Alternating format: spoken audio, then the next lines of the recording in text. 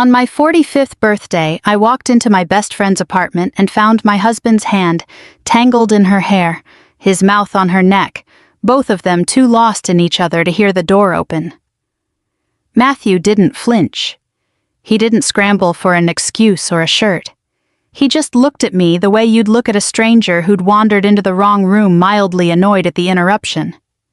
5 years later at my cousin's wedding, he would smirk at me across a crowded reception hall and tell me that leaving me was the best decision he ever made. He had no idea what was about to happen.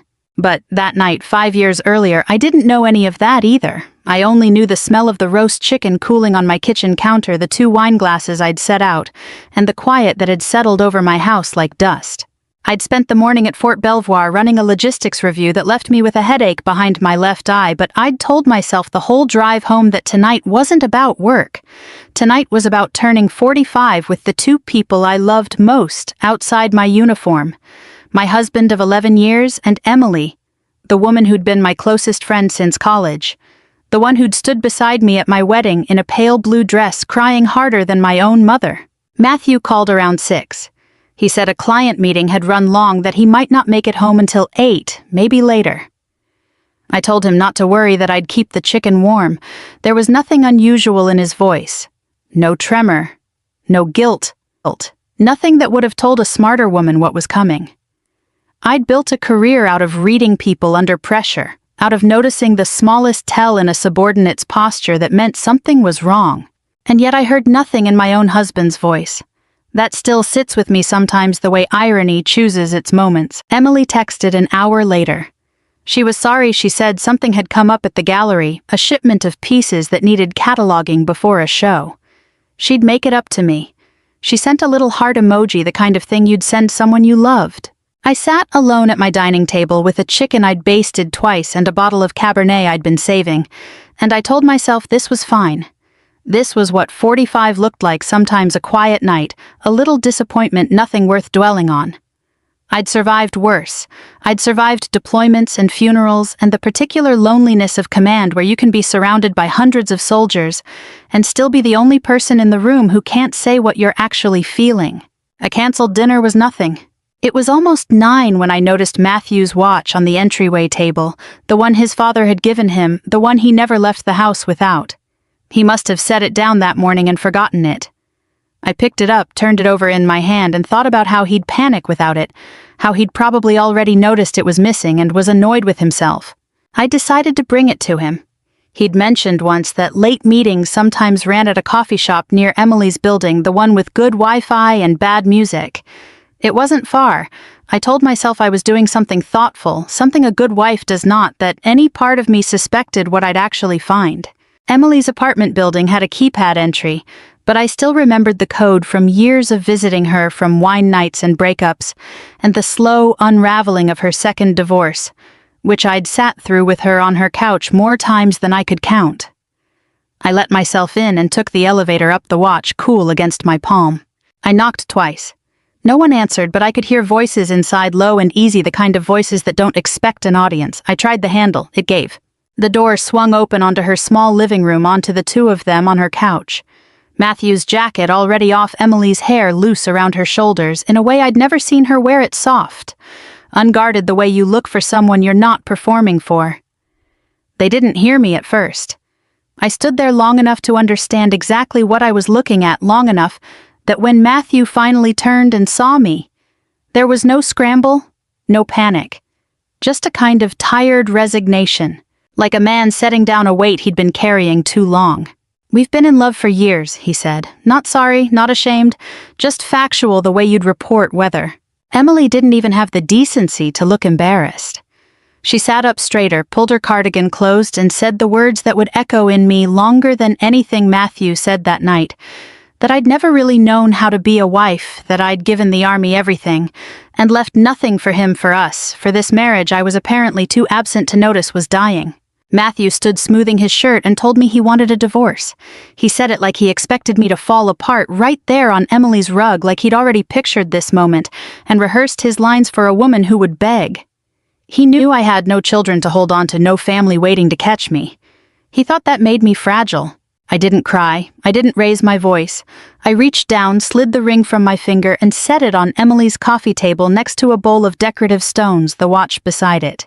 As of today, I said, "You are no longer my responsibility." Then I turned and walked out past the elevator, down the stairs, out into the cold September air, and I didn't look back once. Behind me, I imagine Matthew was already smiling, certain he'd just escaped a marriage to a woman too boring, too absent, too married to her uniform to ever really love him. He had no idea what he'd actually let go of. The divorce moved faster than I expected. Matthew wanted it clean, wanted it quiet, wanted it finished before anyone in his social circle could ask questions he didn't want to answer. I didn't fight him on the house. I didn't want it, not after that night, or on the modest accounts we'd built together. I asked for nothing that would require me to sit across a table from him more than once. My lawyer, a retired JAG officer named Colonel Reyes, who I'd served alongside years earlier, handled most of it without needing much from me beyond a signature.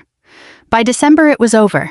11 years dissolved in a stack of paperwork that took less time to sign than it had taken me to cook that birthday dinner nobody ate. Matthew married Emily before the year was out. I heard about it secondhand from a cousin who thought I'd want to know, delivered with the kind of careful sympathy people use when they expect you to shatter. I didn't shatter.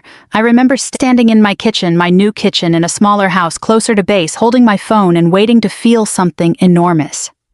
What I felt instead was smaller and stranger, a kind of relief. Like setting down a bag I hadn't realized I'd been carrying wrong the whole time. I requested a transfer not long after the divorce was finalized. I told my commanding officer I wanted a change, and he didn't ask why men who'd served long enough usually knew better than to ask a woman why she wanted to move on from something. I ended up at Fort Leavenworth in a role that demanded more of me than anything I'd done before, 12-hour days that bled into 14. Coursework and command responsibilities stacked on top of each other, until there was no room left in my head for a marriage that no longer existed. For the first time in over a decade, there was no one waiting at home to be disappointed when I worked late, no one sighing when a training exercise ran through a weekend, no one making me feel in 100 small, unspoken ways that my career was a hobby I'd taken too seriously. I threw myself into the work the way you throw yourself into water when you're finally allowed to swim instead of tread. I completed the Army's Senior Command Program 18 months later, one of a handful of women in my cohort, and I graduated near the top of my class. My evaluators wrote things about my leadership that I kept folded in a drawer and read only on the hardest nights, not out of vanity, but because some part of me still needed proof that I hadn't imagined my own competence, that Emily's words hadn't been true after all. I was selected for an assignment in Germany, not long after commanding a multinational training element that worked with NATO partners across 3 countries. It was the kind of posting officers spend entire careers hoping for. I remember calling my mother from a hotel room in Stuttgart the night I found out, and she cried on the phone, and I sat on the edge of the bed feeling something I hadn't let myself feel in years, pride uncomplicated and entirely my own. Matthew and Emily, meanwhile, built a life that seemed engineered for an audience. I wasn't looking for their social media, but small towns have long memories and mutual friends who can't help but mention things. Emily posted photos from a beach house they'd bought, captions about starting over with someone who understood her. Matthew, in an interview for some regional business magazine about his company's growth, made an offhand comment about how his ex-wife had chosen the military over a family, how some people just weren't built for partnership. I read it once on a friend's phone and felt nothing but a distant clinical curiosity about how little he understood what he'd actually said. I never responded to any of it. There was nothing to correct, no argument I needed to win. I had learned somewhere in the years of commanding soldiers twice my size and half my patience that the people who need the last word are usually the ones most afraid of the silence that follows it. The years accumulated the way years do when you're working too hard to notice them passing. Germany became Kansas, became the Pentagon, became a joint command post. I can't discuss in detail even now. I was promoted to lieutenant colonel then, 5 years after my divorce, to full colonel 06, a rank that fewer than 1 in 10 officers who commission ever reach. My promotion ceremony was small, mostly colleagues and a few soldiers I'd mentored over the years. Men and women who stood a little straighter when they said my name. My parents drove 6 hours to be there. Matthew was not invited, and it did not occur to me even once to think of him that day. By then, I was commanding a brigade responsible for training thousands of young officers before they moved into their first real assignments. It was demanding, occasionally exhausting work, but it was mine, built entirely by my own hands, out of the wreckage of a marriage I no longer thought about more than a handful of times a year. It was in the middle of that season, steady, full, quietly proud, that the invitation arrived. Cream-colored envelope, my cousin Rachel's looping handwriting on the front. An invitation to her wedding that fall. I hadn't been back to my hometown in almost 2 years. I stood in my kitchen turning the envelope over in my hands, and some instinct I couldn't quite name told me this trip would matter more than a simple family gathering. I had no idea opening that envelope just how right that instinct would turn out to be. I almost didn't go. Weddings had become strange terrain for me, not painful exactly, but complicated, full of relatives who still didn't quite know what to say to a woman who'd been divorced for 5 years and never remarried. But Rachel had been more like a younger sister than a cousin growing up, and I wasn't going to let old discomfort keep me from watching her get married.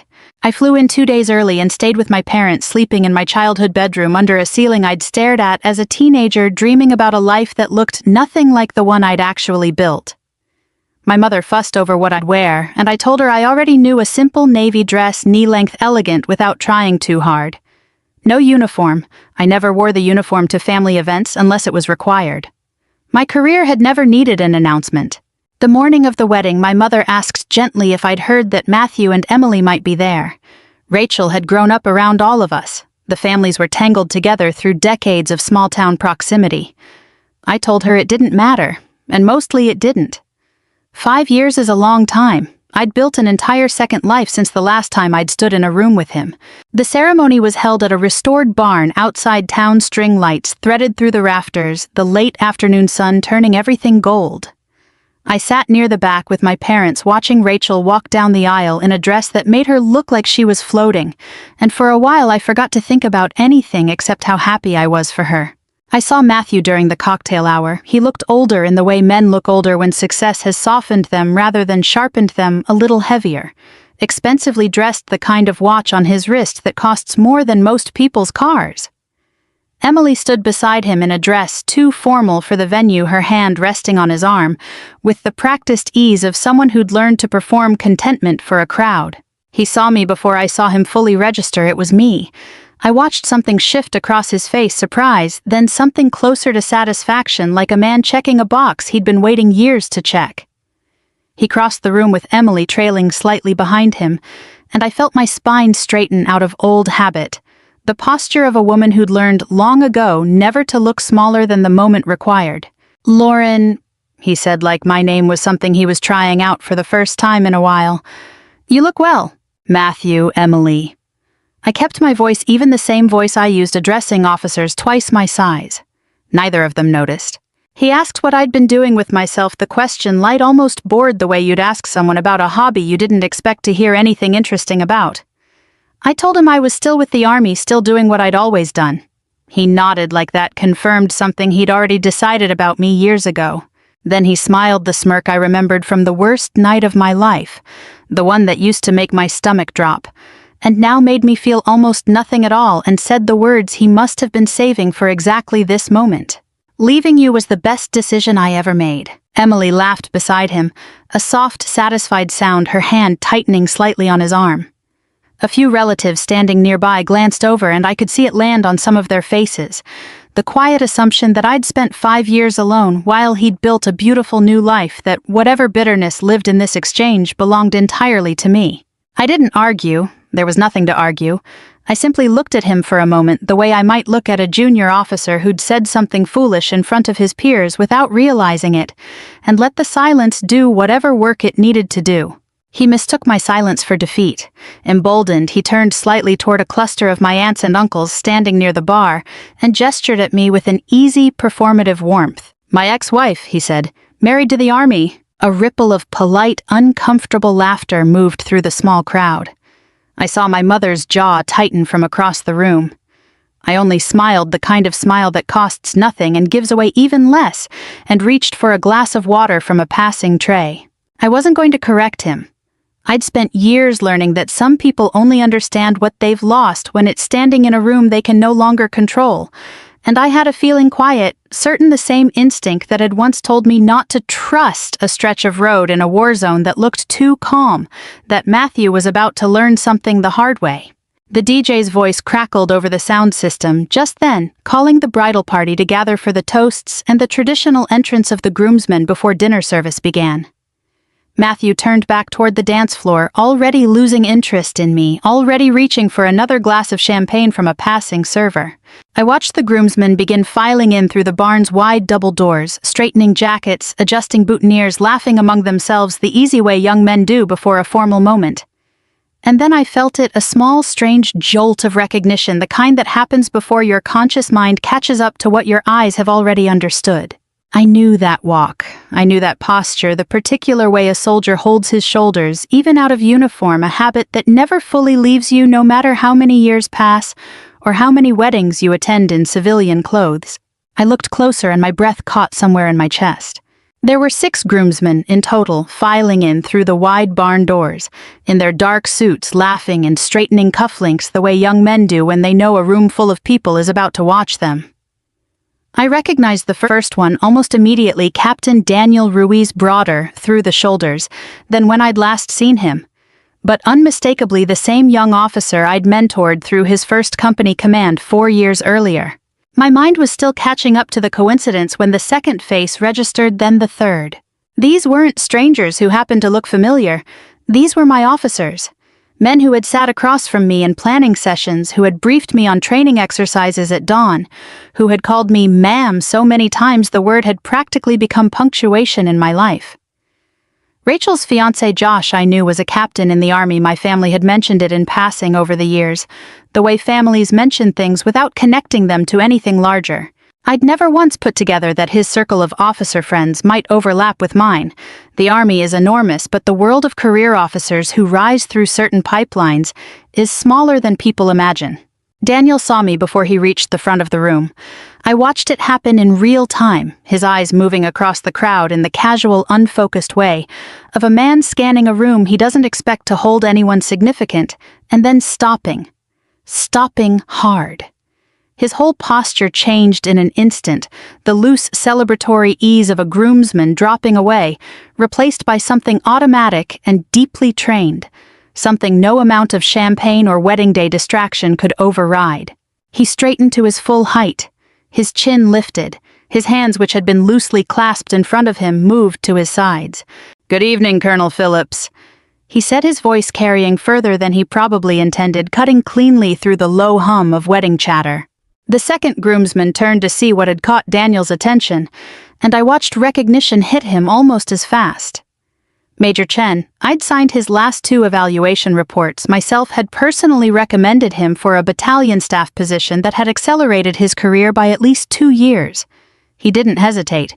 "Ma'am," he said, snapping into the same rigid posture, and something in the simple reflexive respect of that single word landed heavier in that barn than any speech could have. Then it happened almost like a wave, one after another, the remaining groomsmen catching on first, confused, then understanding, then falling into the same posture without needing to be told. 6 men in wedding day suits standing at something close to attention in the middle of a barn strung with fairy lights, facing a woman in a simple navy dress they'd only ever known in uniform. The room went quiet in that particular way. Large rooms go quiet, not all at once, but in a spreading hush, conversations dying mid-sentence, as people noticed something was happening and turned to look before they understood what they were looking at. My mother's hand found my father's arm. Rachel, near the front in her wedding dress, went still, her bouquet forgotten at her side. Matthew was still holding his champagne glass, still standing close enough to Emily that his shoulder brushed hers, and I watched confusion cross his face. First, the particular confusion of a man who senses something significant happening, but hasn't yet located himself inside it. It was the youngest of the groomsmen, a first lieutenant named Park, who I remembered as a nervous, promising young officer just 2 years out of West Point, who finally turned toward Matthew directly. He didn't intend disrespect. If anything, his voice carried the earnest, slightly baffled tone of someone stating a fact so obvious he assumed everyone already knew it. "Sir," he said, glancing between Matthew and me, "she's our commanding officer." I have replayed that moment more times than I'd like to admit, not out of vindictiveness, but because of how instantaneously it rearranged everything in that room. Matthew's face didn't just shift, it collapsed, the practiced ease dropping away like a mask that had suddenly stopped fitting. The champagne glass in his hand tilted, and the wine, a deep dark red, spilled forward past his lips, some of it catching in his throat, forcing a cough that sent a fine spray across his own lapel. He sputtered, wiped his mouth with the back of his hand, and stared at me with an expression I'd never once seen on him in 11 years of marriage. Genuine, unguarded shock. Emily's mouth fell open. She looked at Matthew, then at me, then at the 6 men still standing at attention around us, as though trying to physically locate the version of events she'd believed in for the past 5 years, and finding it nowhere in the room. Around us, the wedding guests who'd known me my whole life. Aunts, uncles, second cousins who'd spent years assuming I was the sad, divorced woman who'd chosen an unglamorous government job over her marriage, were staring at me with an expression I recognized from countless promotion ceremonies. Not pity, something closer to disbelief, and beneath it a slow dawning respect. Josh, the groom, broke the silence first, crossing the space between the wedding party and where I stood with a wide, disbelieving grin, extending his hand toward me, in front of his entire assembled wedding party, his bride, and his stunned best man's father-in-law. "Colonel Phillips," he said, shaking my hand firmly, "it is an honor. I had no idea you were Rachel's cousin. Daniel talks about serving under you all the time." Behind him, Matthew stood, frozen wine staining his white shirt, Emily's hand no longer resting on his arm, but hovering somewhere near her own chest as though she needed something to hold on to, and had suddenly found nothing. The rest of the cocktail hour dissolved into something I hadn't expected, a slow, steady stream of people wanting to talk to me, not out of politeness this time, but out of genuine curiosity.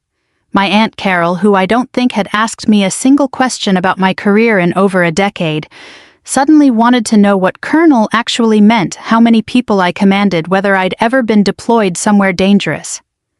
I answered what I could, keeping most of it simple, aware that half the room was still watching me from the corners of their eyes like I'd revealed a second secret identity.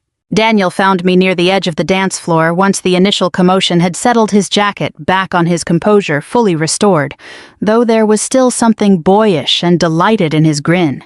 "I'm sorry if that put you on the spot, ma'am," he said. I wasn't expecting to see you here, of all places." "You didn't do anything wrong, Daniel," I told him. "You just told the truth." He laughed at that, then grew a little more serious. "You saved my career, you know, that review board back when I almost got passed over for captain. You went to bat for me. I don't think I ever properly thanked you for that." I told him he didn't need to, that I'd only done what any decent commander would do for an officer who deserved it. But he shook his head, insisting it wasn't nothing, that plenty of commanders wouldn't have bothered. Over the next half hour, similar conversations unfolded in pieces, guests drifting past Groomsman, finding moments to speak with me one at a time. Major Chen told my uncle within earshot of me that I'd personally rewritten a training program that had probably saved lives during a rotation overseas. Details. He was careful to keep general, but the weight of it landed anyway. Lieutenant Park, still slightly pink from his earlier moment of accidental exposure, admitted quietly that most of what he knew about leading soldiers he'd learned from watching how I handled the officers under me steady fare, never raising my voice even when the situation called for it. What none of them said outright, but what became clear through the accumulation of small comments, was this: nearly every man in that wedding party had risen faster, further, or more successfully because of decisions I'd made on their behalf, recommendations I'd written, opportunities I'd fought to secure for them. One of them, Major Reyes, standing near the bar with his wife, was reportedly on the short list for promotion to full colonel himself within the next 2 years. Another was being considered for a position that would likely put him on track for general officer rank, eventually a rarity that made several relatives' eyebrows lift when Josh mentioned it in passing. I had never told any of these stories myself. I never do. It isn't false modesty, it's simply how I was raised to think about the work. You don't announce what you've built. You let it stand on its own, and if people never ask, that's fine too. But watching my family hear these things secondhand, watching them recalibrate 5 years of assumptions in real time, I understood something I hadn't fully appreciated before. My silence had never protected me from Matthew's version of events. It had simply left the story open for him to write however he wanted. Matthew, for his part, had disappeared from the immediate vicinity, retreating toward a corner near the bar where he could dab at the wine stain on his shirt and avoid the conversations happening around me. I caught glimpses of him throughout the next hour, stiff quiet, nursing a fresh drink, watching the room with an expression I didn't fully recognize on him. He'd always been a man who commanded attention effortlessly, who filled rooms with his voice and his opinions. Now he stood at the margins of one, and I don't think he knew what to do with the unfamiliar feeling of being unnoticed. Emily found excuses to drift toward other conversations, though I noticed she kept glancing back at me with an expression that had shifted from smugness to something more uncertain. At one point she caught my eye across the room, and for just a moment something passed over her face that looked almost like the beginning of shame. It didn't last. She turned away and busied herself with her phone. But I recognized the flicker for what it was, the first crack in a story she'd built her whole sense of superiority on. My mother pulled me aside near the edge of the dance floor, her eyes bright, and asked very quietly why I'd never told them how far I'd risen, how respected I clearly was among the people who actually worked with me every day. "You never asked," I said not unkindly. And she winced a little at that, because we both knew it was true that for years the family narrative around my divorce had quietly absorbed Matthew's framing the idea that I'd chosen an impersonal career over a warm domestic life, that my solitude was something sad rather than something earned. I didn't need an apology. I wasn't interested in one. What mattered more was watching the story shift in real time. Watching people who loved me finally see the shape of the life I'd actually built, instead of the diminished version Matthew had spent 5 years selling them. Across the room I saw Matthew watching his own reflection in the dark window glass beside the bar, his shoulders slightly slumped, his wine glass now empty in his hand. For the first time in longer than I could remember, I found myself not angry at him, not even particularly satisfied by the reversal happening around us. I only felt quietly that the truth had finally caught up to both of us. Dinner service began not long after the wedding party, seated at a long table near the front, while the rest of us found our places among the round tables scattered across the barn floor. I sat with my parents and an aunt who spent most of the meal asking increasingly detailed questions about brigade command structure, which I answered patiently between bites of a chicken dish that had gone slightly cold in all the commotion. I didn't see Matthew again until well after the toasts had finished, after the cake had been cut, after the DJ had shifted the evening into its looser dance floor phase. I'd stepped outside for air, standing near the barnside entrance where strings of lights gave way to open sky, and the noise of the reception faded into something more distant and manageable. The night had turned cool, the kind of crisp autumn air that used to remind me of early mornings on base boots on gravel, breath visible in the floodlights. I heard the door open behind me and felt before I turned some instinct telling me who it would be. Matthew stood a few feet away. His tie loosened the wine stain on his shirt, now dried into a dark, stubborn shadow he clearly hadn't found a way to address. He looked older out here in the dim light than he had inside, tired in a way that had nothing to do with the hour. "Do you have a minute?" he asked. I considered saying no. I had nothing left to prove to him, nothing I needed from this conversation. But some part of me, the part that had spent a career learning to hear people out, even when I didn't owe them the courtesy, nodded once and waited. He was quiet for a moment, looking out at the dark field beyond the barn instead of at me. "I didn't know," he finally said. "About any of it. The rank, the command, what you've actually built. I don't think I ever really understood what you did." "You never asked," I said, echoing what I'd told my mother earlier that night, because it was true for him too, more true for him than for anyone. He nodded slowly, accepting that without argument. "Things with Emily haven't been what I thought they'd be," he said, after a pause, the admission coming out stiff like it cost him something to say it.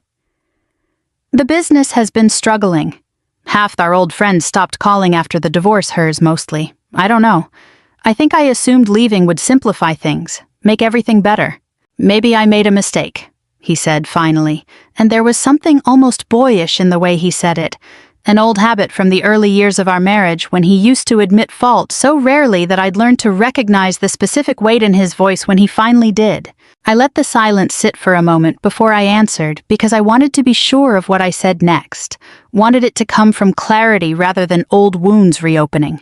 "No, Matthew," I said. "You made a choice." He looked at me then, confusion flickering across his face as though he'd expected the admission to soften something in me, to open a door he could walk back through. "There's a difference," I continued. "A mistake is something that happens to you. A choice is something you make deliberately with your eyes open. You didn't stumble into Emily's apartment. You didn't wake up one day already in love with her by accident. You chose for a long time to build something behind my back while I was building something you never once asked about." He didn't argue. I think some part of him had known this was coming, had braced for it the moment he stepped outside. "It was never really the affair that hurt the most," I said, and this part surprised me even as I said it, a truth I hadn't fully articulated to myself until that moment. People make mistakes. Marriages fracture for all kinds of reasons. What hurt was the years before that. The way you talked about my work, like it was something to apologize for. The way you rolled your eyes when I got a promotion, like it was an inconvenience to your schedule instead of something to be proud of. "You never came to a single ceremony, Matthew, not one in 11 years. He was quiet for a long moment, and I watched something settle over his face that looked almost like grief, not for us, not for what we'd lost as a couple, but for the years themselves, for the version of himself who hadn't bothered to ask. "I didn't think it mattered that much to you," he said quietly. "You never seemed to need anyone there." "I didn't need anyone there," I said. "That was never the point. The point was that you never wanted to be." He had no answer for that, and I didn't offer him one. There was nothing left to resolve between us, no version of this conversation that would rewrite what had already happened. I wasn't angry anymore. The anger had burned itself out years earlier, somewhere between Germany and the Pentagon, replaced by something calmer and more permanent. "I hope things get better for you," I told him, and I meant it in the plain, uncomplicated way you mean well for someone you no longer need anything from. "I hope you find whatever it is you're actually looking for." I didn't wait for him to respond. I turned and walked back toward the warm light and noise of the reception, leaving him standing alone in the cool dark, his shoulders slightly bowed, staring out at a field he wasn't really seeing. I didn't look back to see his expression. I already knew what it would be, the particular stillness of a man finally understanding 5 years too late exactly what he'd thrown away. The wedding ended, the way weddings usually do, slowly, then all at once. The dance floor thinning out, relatives hugging goodbye in the parking lot under a sky gone fully dark, string lights still glowing behind them in the barn windows. I hugged Rachel before I left, told her she looked beautiful, told her Josh seemed like exactly the kind of man who deserved her. She held on to me a little longer than usual and whispered that she was proud of me, words that landed somewhere soft and unguarded in my chest, the kind of thing I didn't realize I'd been waiting years to hear from someone in my family. I flew back to my post 2 days later, back to the rhythm of briefings and inspections and young officers who called me ma'am without ever needing a wedding to teach them how. Life resumed its usual shape quickly, the way it does after moments that feel enormous in the room and smaller with distance. But something had shifted quietly in how my own family spoke to me after that weekend. My mother started asking real questions about my work instead of gently changing the subject. My Aunt Carol sent me an article about women in senior military leadership with a note that just said, "Thinking of you." Small things, but they mattered. Matthew called twice in the weeks that followed. I saw his name on my phone both times and let it ring through to voicemail. I never blocked his number. There was no anger left in me that required that kind of finality, but I also felt no obligation to pick up. Whatever he wanted to say, I suspected, was more for his own benefit than mine, another attempt to settle something inside himself that had nothing to do with me anymore. I let both calls go unanswered, and eventually, they stopped coming. I heard secondhand, the way I heard most things about my old life, that Emily left him early the following year. Apparently the business troubles had worsened, and apparently a marriage built on the shaky foundation of an affair doesn't always hold up well once the excitement fades and the bills start arriving. I felt no satisfaction hearing it. If anything, I felt a distant, uncomplicated sympathy for both of them, honestly, Two people who'd built something on top of a betrayal, and then discovered the way people often do, that a foundation like that rarely holds the weight you need it to carry. My work continued to expand in the months after the wedding. I was asked to sit on a promotion board reviewing candidates for battalion command, an honor that required a level of judgment I didn't take lightly, knowing better than most how much a single fair evaluation could alter the entire trajectory of someone's career. I thought of Daniel sometimes during those long review sessions, of how one decision years earlier had opened a door for him that changed everything downstream. It reminded me why the work mattered beyond rank, beyond ceremony, the simple, steady responsibility of making sure good people got the chances they'd earned. I never remarried. People sometimes ask me about that gently, the way you'd ask someone about an old injury that seems mostly healed. I don't experience it as a wound anymore. I built a life I'm proud of, full of purpose and people who respect me, full of young officers who've gone on to do remarkable things, partly because I fought for them when it mattered. That life doesn't feel incomplete to me simply because it doesn't include a husband. I learned somewhere in the years after Matthew that a full life and a partnered life aren't always the same thing, and I stopped needing them to be. Sometimes late at night, going over paperwork in my office long after everyone else has gone home, I think about that moment at Rachel's wedding. The 6 men standing at attention in their wedding day suits. Matthew's wine spilling down his shirt, the sudden silence that fell over a room full of people who thought they already knew my story. I don't revisit it out of vindictiveness. I think about it because it taught me something I hadn't fully understood before that night. Dignity doesn't need an audience to be real, but sometimes the truth finds its own audience anyway, in its own time, whether you were looking for one or not. I understood something else that night too, something I've carried with me since. Real victory was never about watching Matthew's face collapse when he realized who I'd become. It was never about the wine stain on his shirt, or the stunned silence of relatives who'd underestimated me for years. Those moments were satisfying in the small human way that vindication always is, but they weren't the point. The point was quieter than that. It was the discipline it had taken to keep building year after year without needing anyone's permission or approval to do it. It was choosing not to let Matthew's cruelty define what I believed I deserved. It was walking out of Emily's apartment that night with my ring on the table and my dignity intact, and then simply continuing to walk for 5 years in a direction that was entirely my own. The people who hurt us don't always get a dramatic reckoning. Sometimes they do the way Matthew did that night, but that isn't guaranteed, and it was never something I was owed. What I was owed, what I gave myself, was a life built on my own terms, one where my worth was never contingent on someone else finally noticing it. I think that's the real lesson in a story like this one. Not the wine glass, not the groomsmen standing at attention. The real lesson is quieter, and it belongs to anyone who has ever been made to feel small by someone who should have known better. Sometimes the truth doesn't need you to fight for it. It just needs you to keep living honestly and fully until the day it stands up in a room on its own. I'd love to know where you're watching this from tonight. Drop a comment below and let me know. We share stories like this one every single day, so if this one meant something to you, consider subscribing so you don't miss the next. Let's keep this journey going together.